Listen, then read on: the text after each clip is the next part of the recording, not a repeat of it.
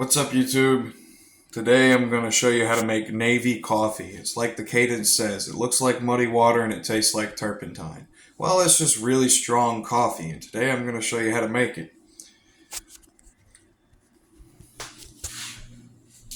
It don't matter what brand you get, but I personally like Folgers.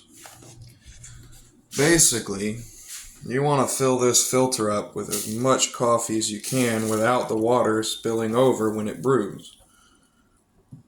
So you just want to put a lot of grounds in it. I know what you're thinking, that's a lot of grounds already, but trust me, it needs a little bit more.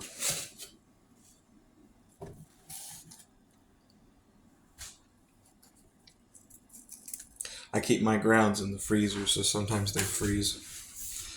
That looks like enough. So basically, you almost want to fill the whole thing up.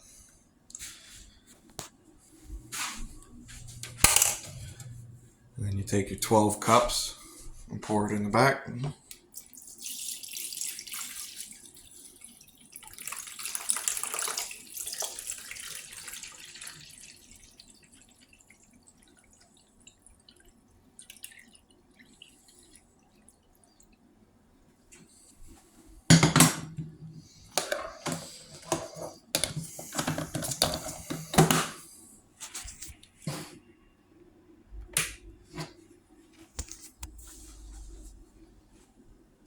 And now we wait. As you can see, it's already starting to brew, and it's already really muddy. So for every droplet of water that comes down through the filter, you want so much grounds for it to pass through, and what you're left with is this really strong coffee brew. This is what they call navy coffee. They say it's so strong you can take the lid off of paint, but it's just really strong coffee.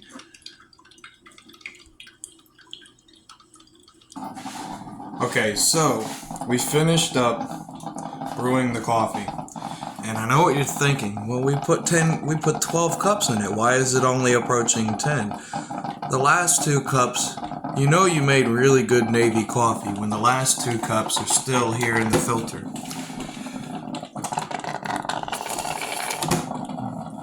See, that sound means there's no more water in the back. The last 2 cups are sitting in the filter waiting to drain down. And because this thing has a spring, you can actually remove this, and we can go ahead and start enjoying it now. After everybody got their first cup, that last 2 cups is going to pour down.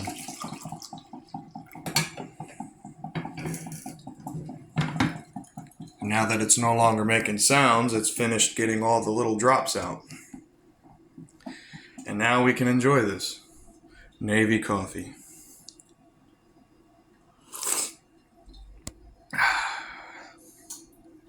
Yeah, that's strong. And that's how you make navy coffee.